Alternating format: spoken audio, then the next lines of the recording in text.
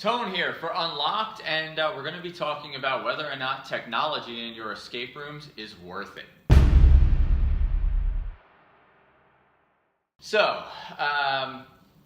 everybody kind of loves to have cool things pop open and endless amounts of technological, effects in their experiences because, it's magical and it's exciting.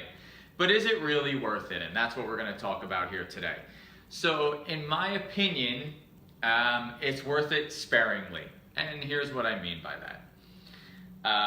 We use some tech elements in our experiences at Trapdoor, and every once in a while it has a great wow factor, but we really try to only use it, and I recommend you do the same when it's foolproof, when you absolutely know that whatever you're doing is not going to fail.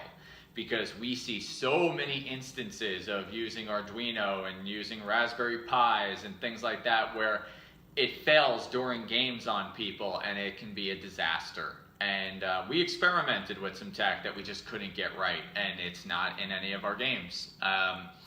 It's not to say that we won't add it in the future, but it would be added when we know we have it down pat. Now, here's my recommendation. If you're gonna do it, usually you're gonna have to code something. So like you're gonna have a little board or whatever that you're gonna code, and then it gets plugged in with a USB, blah, blah, blah. Have about 3 of those pre-coded at all times as backup, and make sure your game masters know how to swap them out. So if something goes wrong, it's literally a, toss it aside, get the new one, done. And make sure, as I said, that every member of your team knows how to make those exchanges. Have backups. Try not to go wireless whenever possible. We try to hardwire everything. So we go highly insulated Cat5 cable all the way through the building from the game setup to our Game Master Zone, which in Morristown is literally like, thousands of feet away and upstairs. In our Red Bank location, it's downstairs from the game zone. So try to make sure that you have backups and make them as rudimentary as possible. My equivalent is I want it as simple as a light switch. That's been around for, I don't know, what? Somebody look up when light switches came about. Comment below. Anyway, it's a foolproof technology, so it's not exactly like we're doing something crazy there.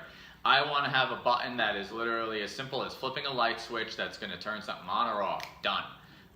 So we try to go as basic as we can with our stuff. It doesn't mean you can't have cool stuff happen.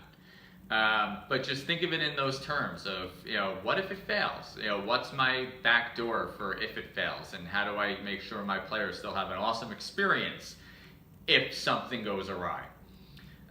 So really think about that stuff before you go tech crazy. And also keep in mind that statistically, people still enjoy unlocking a regular lock more than they do when, or they have more enjoyment in that as opposed to when something just magically pops open.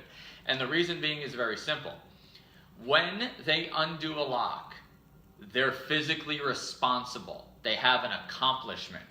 But when tech happens, there's a slight disconnect. They're not necessarily doing it. So, they might be doing some, actions or events that are causing it to happen, but it's a cause and effect as opposed to they did it themselves. So always keep those things in mind.